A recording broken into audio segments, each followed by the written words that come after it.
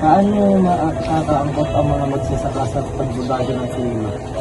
Ano rin, para makaangkop ka, susundin mo yung mga pinapain ng Department of Agrarian Reform, Agriculture amin. Halimbawa, may tanim ka ng binhi na angkop doon sa kulim. Ang pangangalinit po. May pangmainit, mayroon pang madalian. Para makakuha ka mo, para ma-adapt mo. Paano makakaangkop ang mga magsasaka sa pagbabago ng klima? Paano makaka-adapt? Paano makakasabay yung mga magsasaka sa pabago-bagong klima na nararanasan natin ngayon? Tingin mo ano yung mga paraan na para makasabay tayo?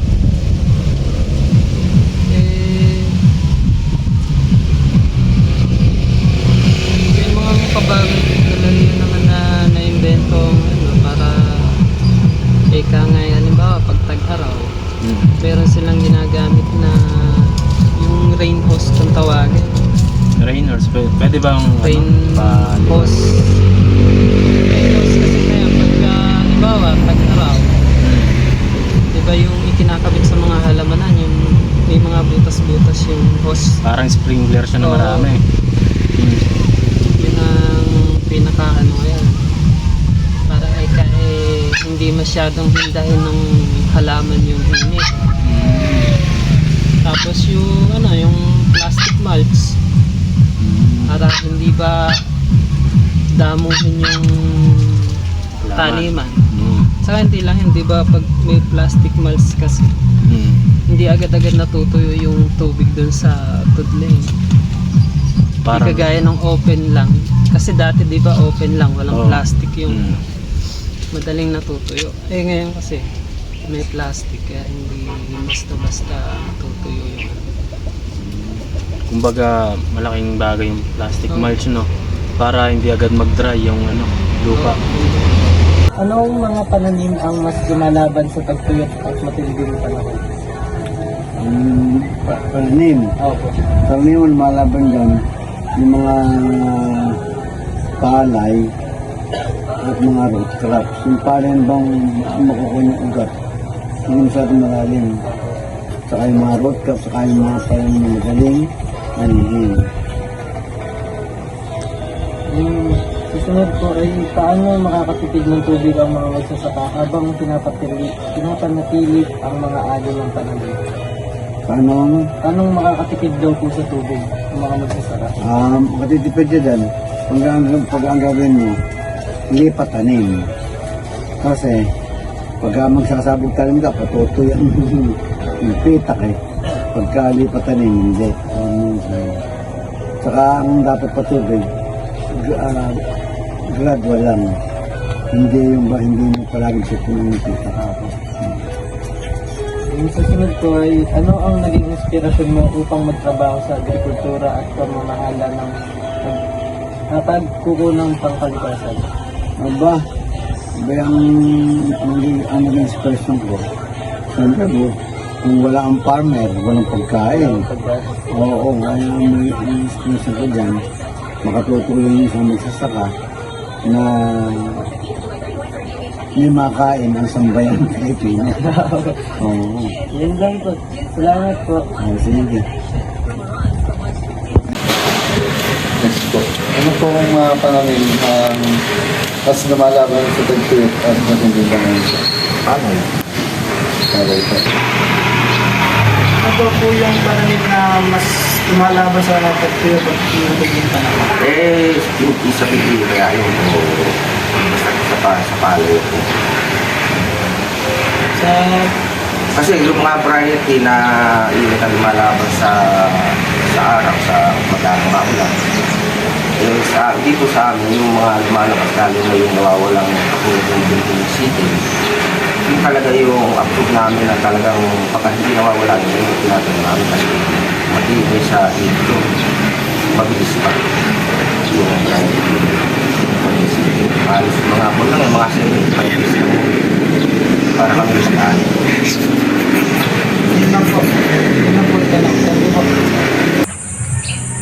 Anong mga pananim ang mas lumalaban sa tagtuyot at matinding panahon? Sa ngayon, pagka medyo shortage tayo sa tubig, yung mga, ang kailangan, yung hindi nangangailangan ng maraming volume na tubig. Palay kasi kailangan yan, halos continuous na tubig. Pagka ganun medyo gawin tayo sa tubig, kailangan yung mga hindi ganong nangangailangan ng tubig, tulad ng mais, ganyan. Yung mga ibang halaman, gulay, na hindi nangangailangan ng maraming volume na tubig. Anong mga pananim ang mas malaban sa tagtuyot at matinding panahon? Bisa na experience mo pag mainit, ano yung tinatanim mo, ano yung sa tingin mo mas nakaka-survive na pananim?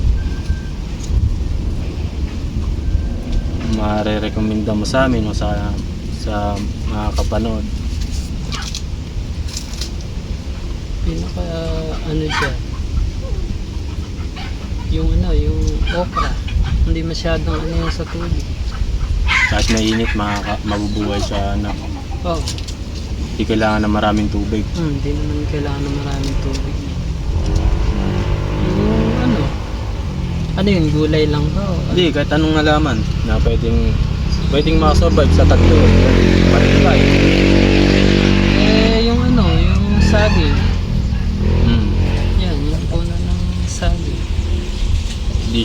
Hindi alagayin, no? Hindi masyadong sa tubig. Tubig. Yan. Hindi makonsumo sa tubig. Saka kahit tagtuyot, nabubuhay talaga ka. Yung susunod po ay paano makakatipid ng tubig ang mga magsasaka habang pinapanatili ang mga alon ng pananim? Paano makakatipid daw po sa tubig ang mga magsasaka? Matitipid ka dyan. Pag ang gawin mo, lipat tanim. Kasi, pagka magsasabog tanim ka, patutuyan yung pitak eh. Pagka lipat tanim, hindi. Saka ang dapat patubig,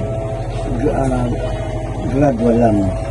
Hindi mo palaging sipunin yung pitak. Paano daw mapanatili yung kunyari, yung ani natin is ganito sa tagulan, dapat pag tagtuyot, ganito pa rin. Paano natin mapanatili yung ganun? Alin ba yun? Yung sa tubig ang Kunyari, di tayo kapos ngayon, yung ani is malaki. Paano natin mapapanatili yung ani natin kapag tagtuyot na? siguro kailangan dun yung iba kasi nagpapagawa sila ng yung balon. Pinaghahandaan nila yung Oo. tagtuyot, no? Kasi nga, di ba nga pag tagtuyot, Limitado yung limitado yung tubig. At saka yung iba kasi dapat, yung kailangan lang dapat ng halaman, yun lang ang kinukuha. Yung iba kasi halos tumatapon na lang din. Hindi naman sayang. Kaya nangyayari, mas mabilis na natutuyo. Halimbawa, yung tabon. Yung iba kasi pag nagpaandar, halimbawa ng hindi naman talaga kailangan dun sa Sobra-sobra, no? Sobra-sobra, di tumatapon lang din. Kaya mas mabilis na nauubos yung tubig. Kaya pagdating ng tagtuyot, wala na magamit. Wala. Poso, yan. No? Nagpapagawa sila ng poso na malalim ang bawal ng tubig.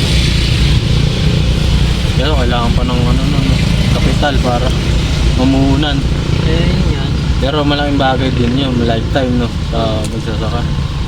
Paano nakakatipid ng tubig ang mga magsasaka habang pinapanatili ang mga ani ng pananim?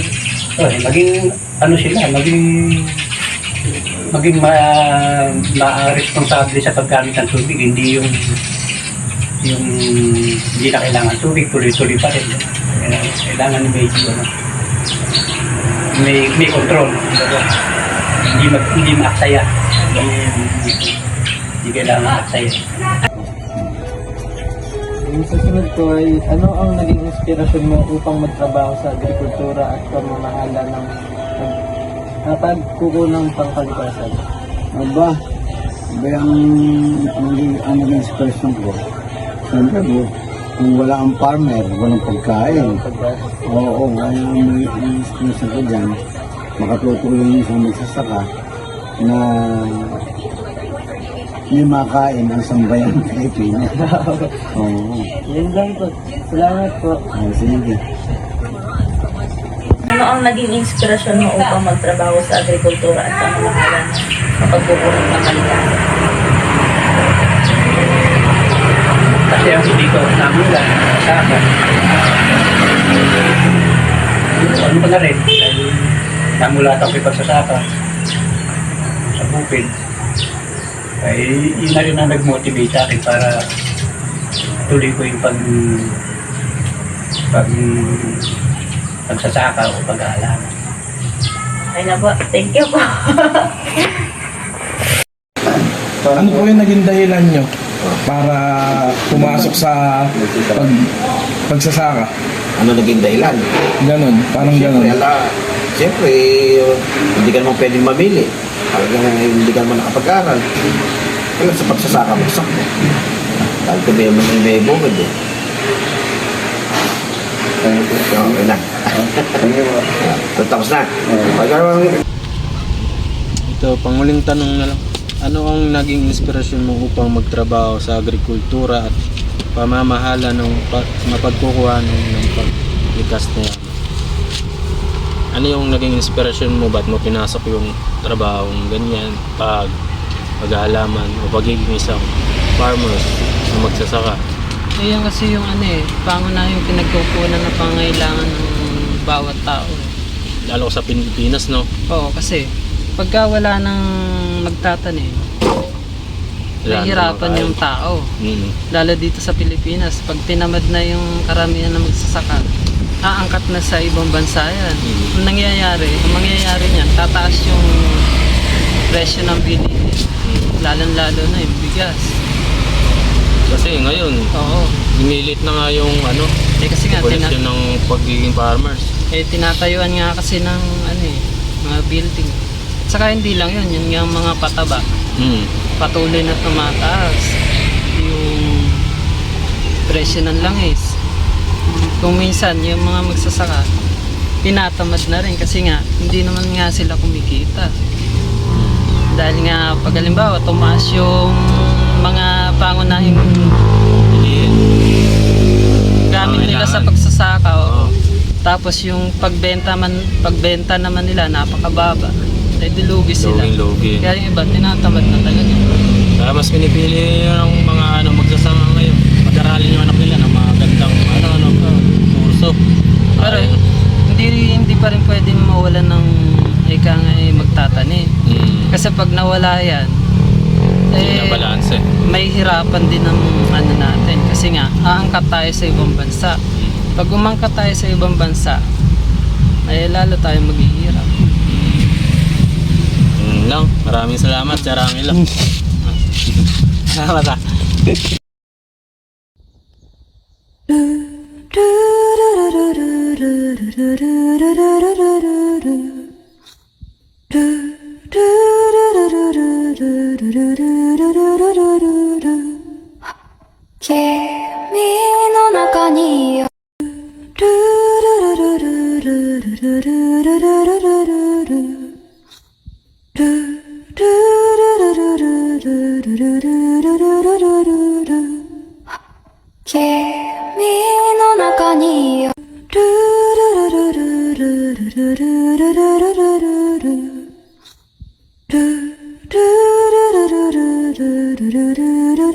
Do